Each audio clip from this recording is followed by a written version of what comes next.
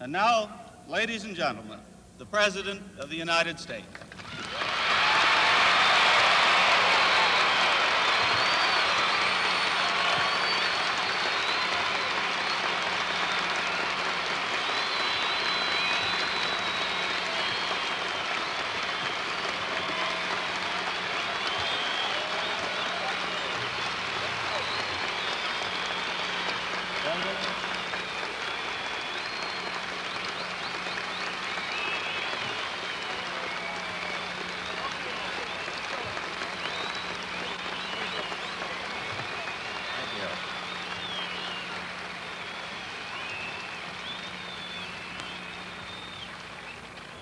President Pitzer, Mr. Vice President, Governor, Congressman Thomas, Senator Wiley and Congressman Miller, Mr. Webb, Mr. Bell, scientists, distinguished guests, ladies and gentlemen.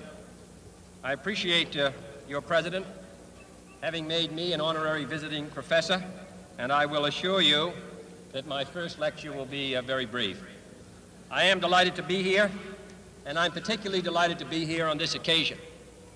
We meet at a college noted for knowledge, in a city noted for progress, in a state noted for strength, and we stand in need of all three. For we meet in an hour of change and challenge, in a decade of hope and fear, in an age of both knowledge and ignorance. The greater our knowledge increases, the greater our ignorance unfolds.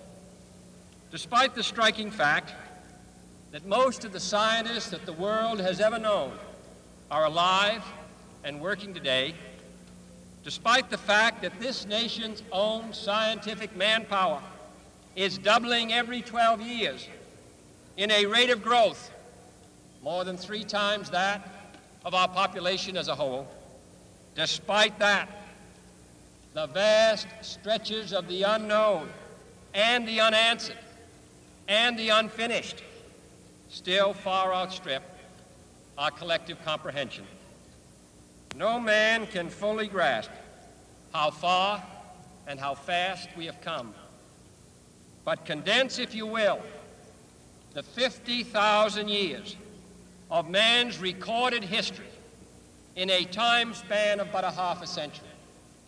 Stated in these terms, we know very little about the first 40 years, except at the end of them, advanced man had learned to use the skins of animals to cover them.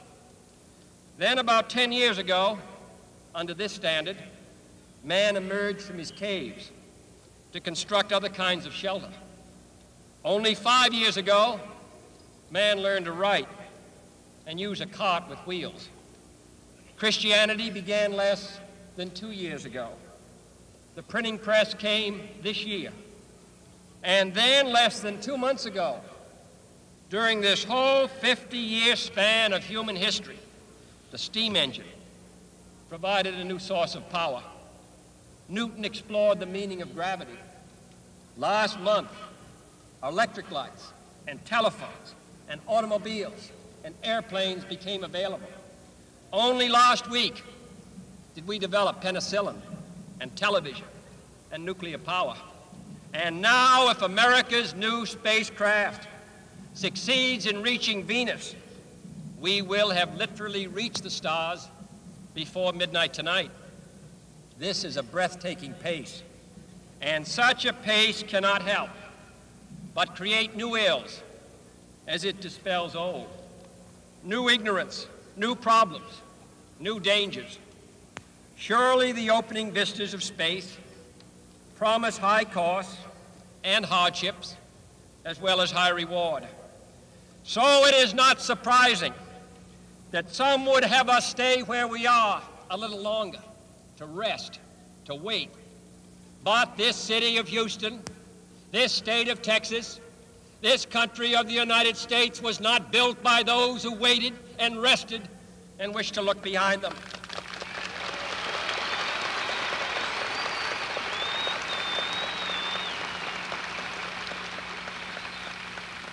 This country was conquered by those who move forward, and so will space. William Bradford, speaking in 1630 of the founding of the Plymouth Bay Colony, said that all great and honorable actions are accompanied with great difficulties, and both must be enterprised and overcome with answerable courage. If this capsule history of our progress teaches us anything, it is that man in his quest for knowledge and progress is determined and cannot be deterred. The exploration of space will go ahead, whether we join in it or not. And it is one of the great adventures of all time. And no nation which expects to be the leader of other nations can expect to stay behind in this race for space. Those who came before us made certain that this country rode the first waves of the Industrial Revolution, the first waves of modern invention, and the first wave of nuclear power. And this generation does not intend to founder in the backwash of the coming age of space. We mean to be a part of it. We mean to lead it.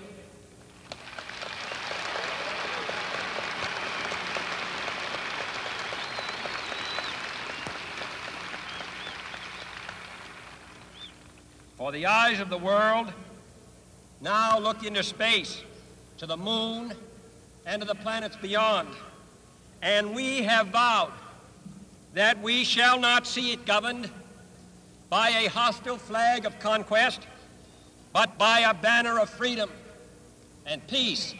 We have vowed that we shall not see space filled with weapons of mass destruction, but with instruments of knowledge and understanding. Yet the vows of this nation can only be fulfilled if we in this nation are first, and therefore we intend to be first.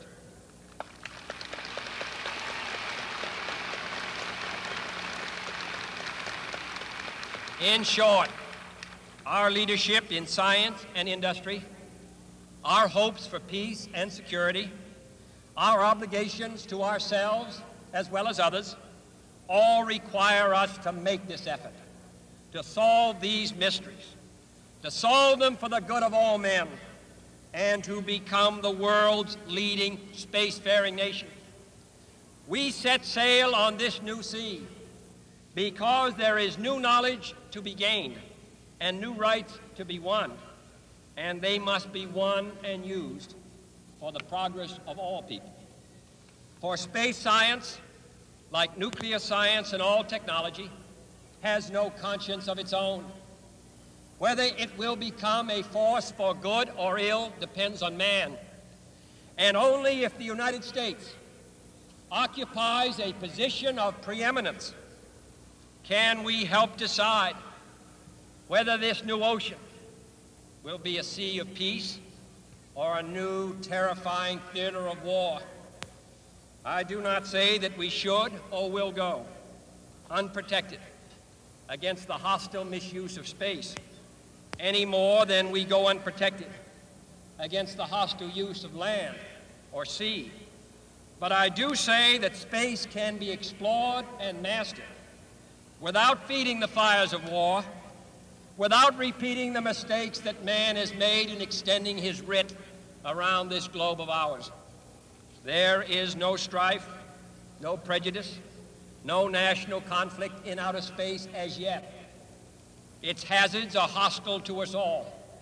Its conquest deserves the best of all mankind, and its opportunity for peaceful cooperation may never come again. But why, some say, the moon? Why choose this as our goal? And they may well ask, why climb the highest mountain? Why, 35 years ago, fly the Atlantic? Why does Rice play Texas? We choose to go to the moon. We choose to go to the moon.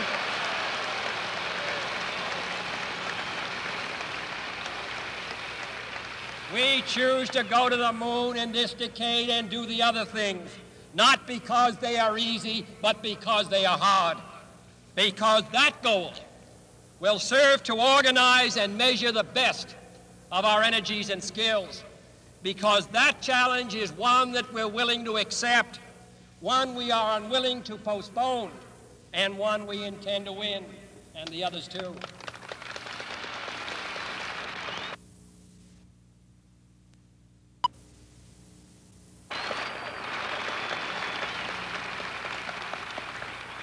It is for these reasons that I regard the decision last year to shift our efforts in space from low to high gear as among the most important decisions that will be made during my incumbency in the office of the presidency. In the last 24 hours, we have seen facilities now being created for the greatest and most complex exploration in man's history. We have felt the ground shake and the air shattered by the testing of a Saturn C-1 booster rocket, many times as powerful as the Atlas which launched John Glenn, generating power equivalents to 10,000 automobiles with their accelerator on the floor.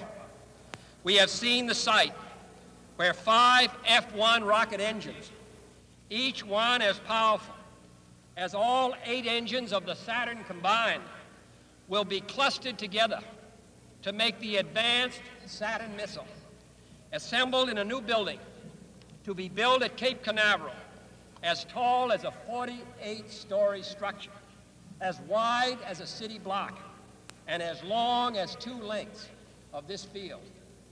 Within these last 19 months, at least 45 satellites have circled the Earth. Some 40 of them were made in the United States of America, and they were far more sophisticated and supplied far more knowledge to the people of the world than those of the Soviet Union. The Mariner spacecraft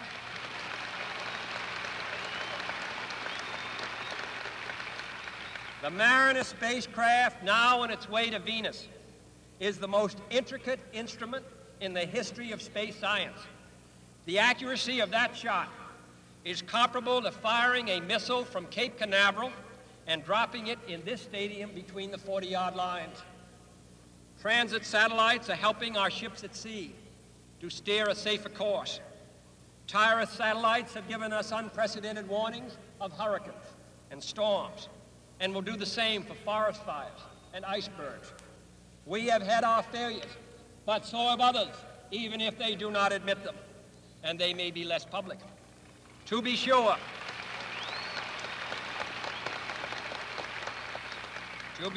we are behind, and will be behind for some time in manned flight. But we do not intend to stay behind, and in this decade we shall make up and move ahead.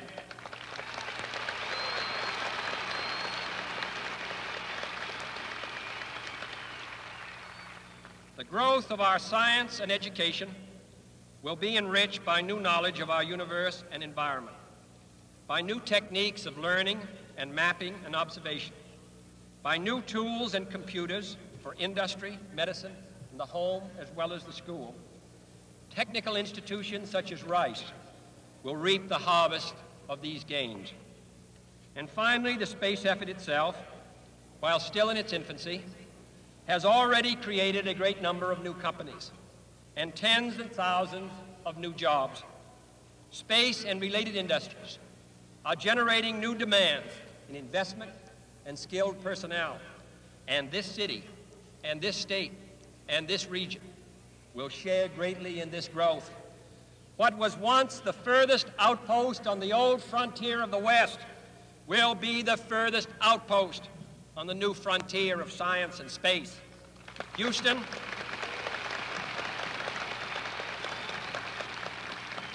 your city of Houston, with its manned spacecraft center, will become the heart of a large scientific and engineering community.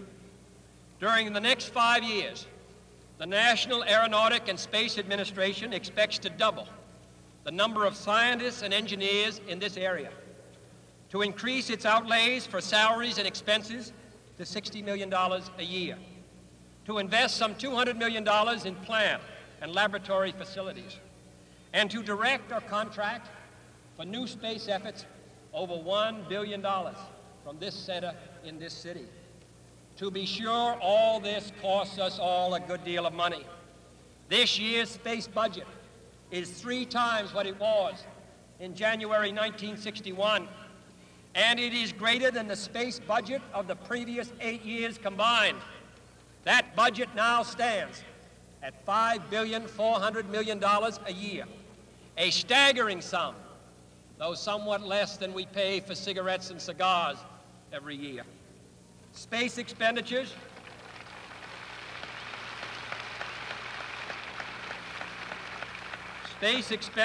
will soon rise some more, from 40 cents per person per week to more than 50 cents a week for every man, woman, and child in the United States. For we have given this program a high national priority, even though I realize that this is, in some measure, an act of faith and vision, for we do not now know what benefits await us. But if I were to say, my fellow citizens, that we shall send to the moon 240,000 miles away from the control station in Houston, a giant rocket more than 300 feet tall, the length of this football field, made of new metal alloys, some of which have not yet been invented, capable of standing heat and stresses several times more than have ever been experienced, fitted together with a precision better than the finest watch, carrying all the equipment needed for propulsion, guidance, control, communications, food, and survival, on an untried mission to an unknown celestial body, and then return it safely to Earth, re-entering the atmosphere at speeds of over 25,000 miles per hour, causing heat about half that on the temperature of the sun, almost as hot as it is here today, and do all this, and do it right, and do it first before this decade is out, then we must be bold.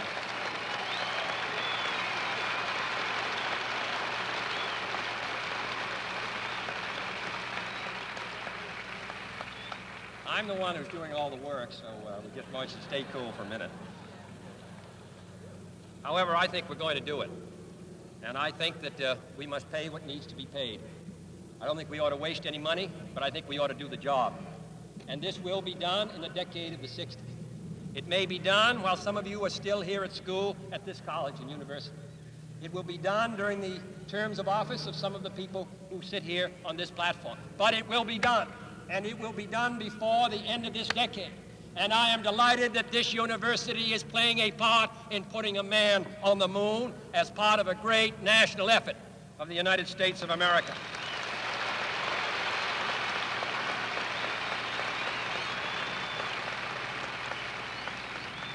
Many years ago, the great British explorer George Mallory, who was to die on Mount Everest, was asked why did he want to climb it. He said, because it is there. Well, space is there, and we're going to climb it. And the moon and the planets are there. And new hopes for knowledge and peace are there.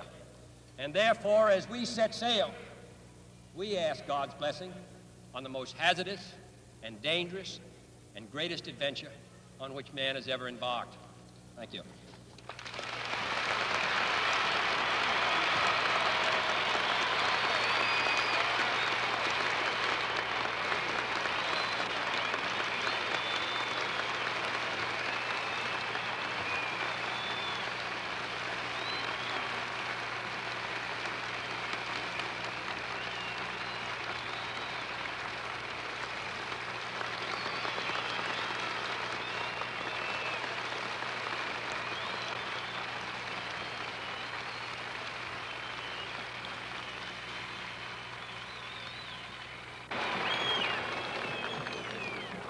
Please remain standing.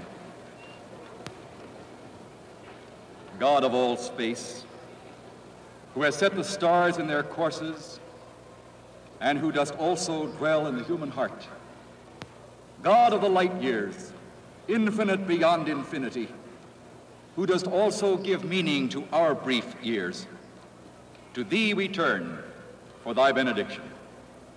We give thee thanks, O God, for the rights with which thou hast endowed us, for the freedoms which Americans have secured and cherished and shared, for the love of truth and the dreams of adventure which propel pioneers out into space. We are grateful for the lofty vision of our President, for the intelligence and the eloquence which give wings to his words. Guide and protect him, O Father, and all who are entrusted with the destiny of this great nation. May thy blessing rest upon us all. Bless us in our homes, in our schools, in our laboratories, our farms, our factories, our space capsules. Prosper us in our cities and our states. Make our country a worthy leader of the free world, and grant the blessings of peace to all mankind. Amen.